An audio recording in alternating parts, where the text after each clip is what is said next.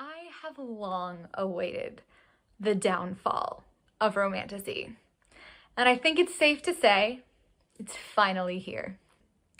Caveats are incoming, but frankly, if Romantasy was a stock, I'd be shorting it right now.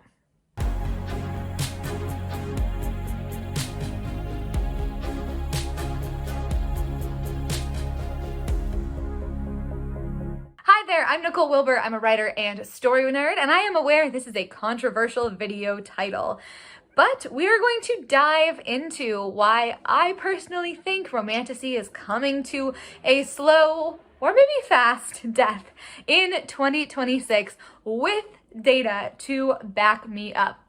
We're going to talk about Romantasy and trends in publishing in general, and then we're going to talk about how we interpret these trends as writers and as readers. Trends happen because of human behavior. At the end of the day, trends in traditional publishing are driven by readers, yes, but even more so by editors. And editors are humans who get tired of reading the same things over and over again. And we're going to talk a little bit about the cyclical nature of publishing in a moment. But basically, trends are determined by human behavior. Human behavior is not rational, but it does follow patterns. So to understand the future of Romantasy, I went back in time to see how other publishing trends have played out. And the most analogous trend to Romantasy I could find is Chicklit. For those of us who weren't cognitively aware during the late 1990s, Chicklit was a genre that is very comparable to Romantasy today, in that the audience was women in their sort of 20s to 40s. It was looked down on by some. There was a very distinctive cover, and there were very distinctive elements. Chicklit had a female protagonist, usually in her 20s, 30s, 40s. It was humorous, generally a lot of observational, situational comedy. It was often in the big city. The woman often had a high-powered career. The focus was a lot on both her career shenanigans. There was usually a relationship story, sometimes a romance, sometimes more friendships, and it was focused very much on kind of those personal dilemmas. So there wasn't a lot of like world-ending stakes, but a lot of personal stakes. The first book, the book that is thought to have defined the genre, was Bridget Jones's Diary, which was published in 1996. Also, notably, however, Sex and the City, the book, was published in 1996. Then there's a bit of a gap between recognizable titles, and we'll talk about why that was a little bit later. But basically, Bridget Jones's Diary and Sex and the City are exploding in their popularity. Very soon after, you start getting the Sex and the City TV show as well, which was launched in 1998. And then as we get into the 2000 to 2005, 2006 range, we start seeing a whole lot of titles that you will recognize. In 2000, we got Confessions of a Shopaholic by Sophie Kinsella, as well as, and this is in YA, so it's kind of a shadow trend, but it's very remarkable and important to note as well. The Princess Diaries was also published in 2000. We got The Devil Wears Prada by Lauren Weisberger in 2001, The Nanny Diaries in 2003, and Something Borrowed by Emily Giffin in 2004. This 2000 to 2006 or so range, 2004 or so range, is really where our big defining Chicklit titles came out. It was also when we started to see that pink cover boom. In sort of mid-2000s, 2005, 2006, that's when we start to see a little bit of slowdown in the genre. That's generally when people say the genre got oversaturated. We say it peaked probably 2004, 2005. Throughout 2006 to 2009, you're still getting Chicklit books published, but there is a lot of it. You're seeing a lot of very similar books, very similar covers. You're seeing critics arguing that the genre has become reductive, so pointing out problems with it, and you're seeing sales soften except for the top tier authors. Now, important to note that during the boom of Chicklit, kind of that early 2000s, we had a bunch of new imprints launched solely to sell Chicklit. This is also analogous to Romantasy. One, for example, was called Red Dress Inc., which launched in 2001 as a dedicated Chicklit imprint.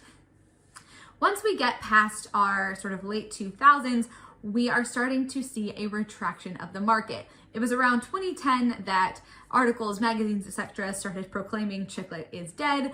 The imprints started closing between around 2010, the first imprint of Chicklit closed. Red Dress Inc. closed in 2013. And basically by the time we're in like 2011, 2012, the term Chicklit is not being used anymore.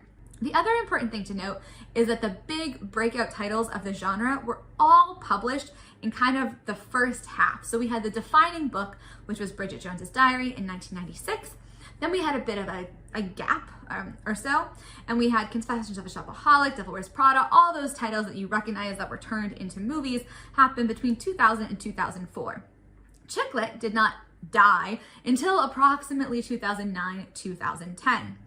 Interestingly, as kind of a case study, Ali Carter is a well-known YA author. She's gone back into adult now, but her debut books, her actual first two books were Chicklit books. I believe it was called Cheating at Solitaire, and that was published in 2005 and 2006. But Ali Carter did not break out with those books, even though she is an amazing writer. She has the voice for that kind of genre. She didn't break out because she was towards the peak, honestly, of the trend.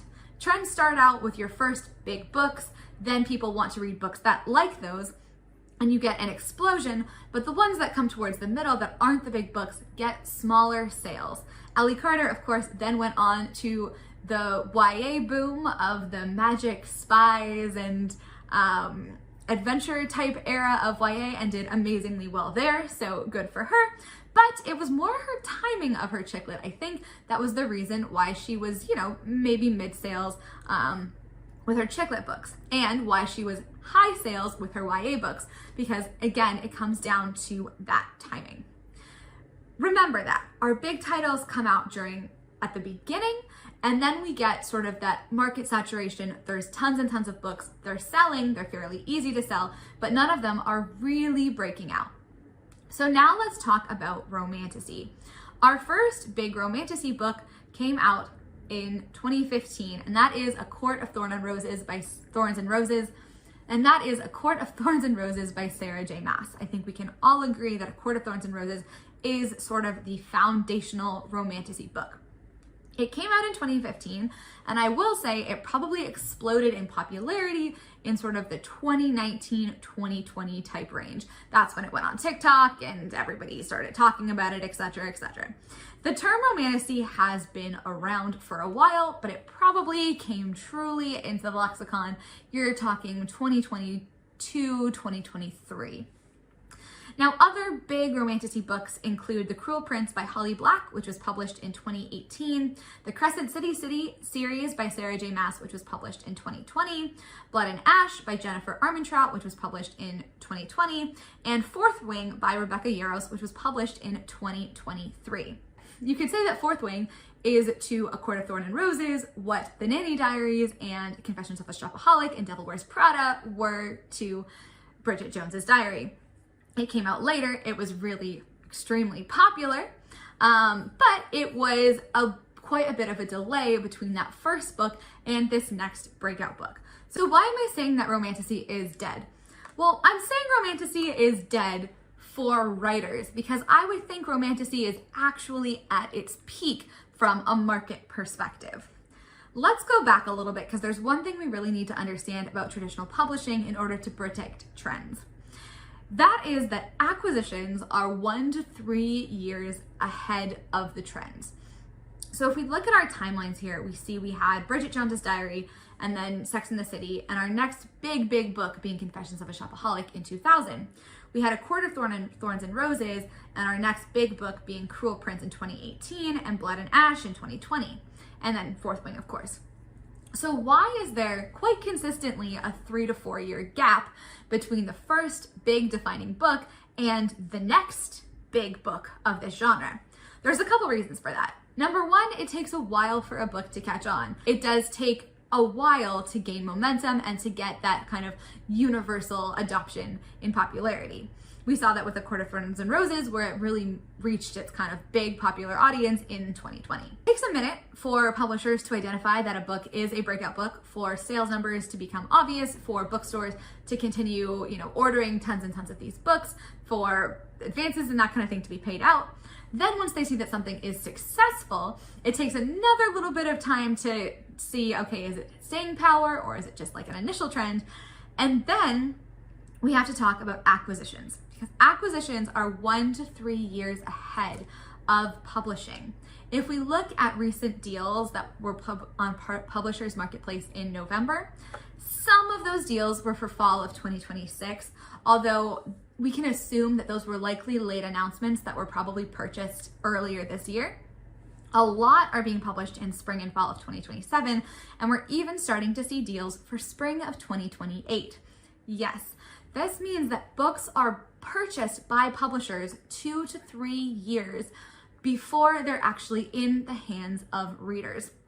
So our Confessions of a Shopaholic was likely purchased in 97, 98, before it came out in 2000. And that is the very key thing for looking at trends as a writer. For us, for readers, Romantasy is in its height. Romantasy is reaching its peak. This is the height of its popularity. It's not dead at all. Readers still want tons and tons of Romantasy books, which is great.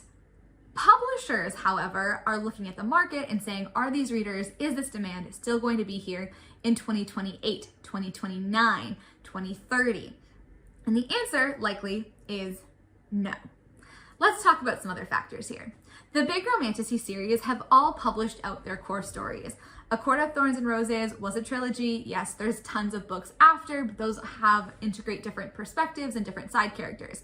Same thing with Cruel Prince, which has its 5 books. Same thing with Fourth Wing. There's more books coming, but the originally planned ones have all finished coming out. And we know that it's usually the first book in a series sells the most, and each book sells a little bit less, maybe except for Harry Potter. That might have been an exception, and Twilight as well, Hunger Games, books like that. But generally, once we get away from that core series, the core trilogy or whatever, we're going to see smaller sales. Still a lot of sales, that's why the publishers keep publishing them, but the sales do go down, like we saw with movie sequels as well. You often get smaller audiences for each subsequent sequel. We're also seeing, a very obvious trend in romance. So Romantasy is known to be trending hugely. Things like dark romance, monster, age gap, etc. are all big trends there. But those are all, now readers are looking beyond those core big series for books to read. So we're already in that period where we're moving beyond the big series to looking at what is being published outside of those authors, which is great. So people being published now in the books that are selling now, readers are very hungry for it. They're willing to do their Romantasy binges. We're just on these core series. Readers are wanting more. That's great. The books that readers are picking up today were sold 2 to 3 years ago. Important thing to remember. Another important point, we're starting to see sales of satirical Romantasies. Here is a true hair-bringer of doom for the Romantasy genre. It's a book called Romantasy Land, which is a queer satire in which a superfan of the genre attends a Romantasy-themed retreat, only to fall through a portal and into a real fantasy world.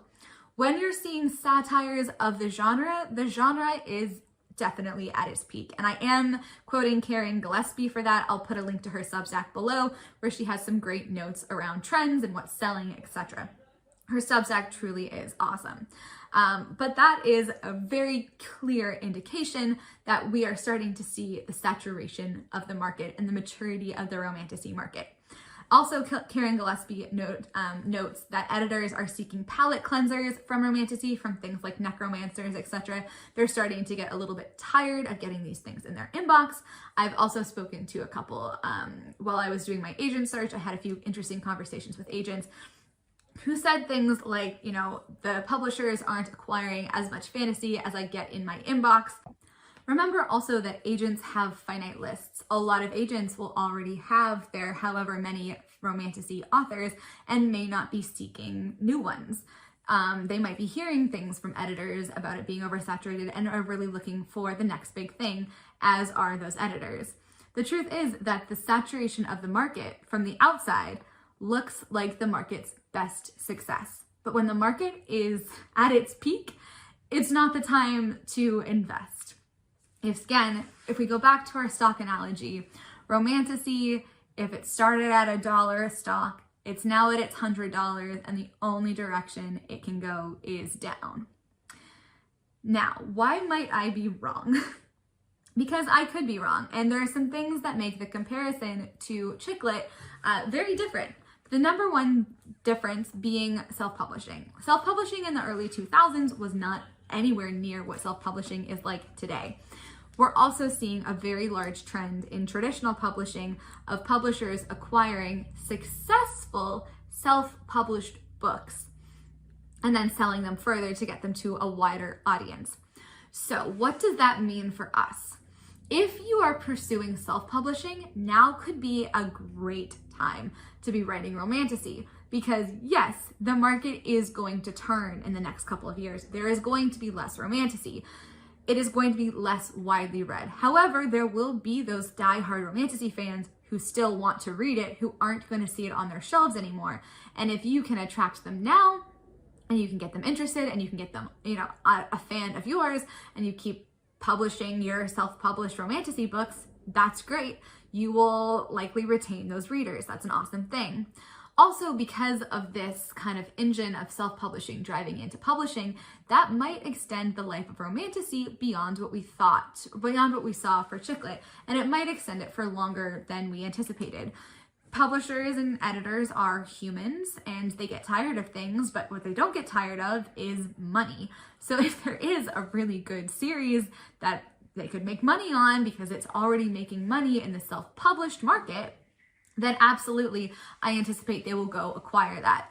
And if we have titles doing well in the self-published market and being acquired, maybe that means there will still be continuous space for other Romantasy books. So we might see things continue longer than the expected 14 years, which if we follow the same trends as Chicklit, Romantasy should be dead in for readers in approximately 2028, 2029. We might see that different because of self-publishing and because of these trends of publishers acquiring those self-published books. But what does this mean then? So we're saying Romantasy is dead. What comes next? Well, let's look at Chicklit again. Chicklit didn't really go away. It just kind of got repackaged. After Chicklit, we had a boom of women's fiction and rom-coms. The Henrys of the world are an evolution of Chicklit from the early 2000s. So we're not going to see Romantasy disappear completely. This is obviously something people like, but we're likely going to see it spiral out and it look different. We're going to see different terms used, and we're going to see variations on it become popular. Dark romances are obviously already trending, horror romances, that kind of thing. Maybe we'll see a little bit more contemporary, although you could argue that the boom of contemporary rom-coms led into Romantasy. I honestly don't really know what the next big thing is. Maybe it's contemporary romantic suspense. I would love that. That would be great. I like that genre a lot. Maybe it's murder mystery. Maybe it's more introspective women's fiction-y fantasy. God, I hope not. I love contemporary. These things are also driven by what's going on in the world. And I think we can kind of say, when there was that Iraq-Afghanistan war was when we got a huge boom of like Twilight and what else was going on at that time? Like Twilight fantasy, stuff in YA. We're also seeing some like difficult times now, and that is when people turn to other worlds to dive into. So maybe we'll see the proliferation of fantasy continue, but it will just be packaged differently. Let me talk to the writer who was about to start writing their Romantasy book. If you love that book, I would not stop. I think the best advice is to write what you love and pitch to trends versus write to trends and then pitch to trends, because writing to trends never really works unless you just get lucky. Personally, I'm not lamenting Romantasy's downfall. I'm really excited to see what our next big thing is. But let me know what you think. What do you think is going to be big next? Do you disagree that Romantasy is at its peak? Let me know down in the comments. Thank you so much for watching. My name is Nicole Wilbur, and I will see you next time.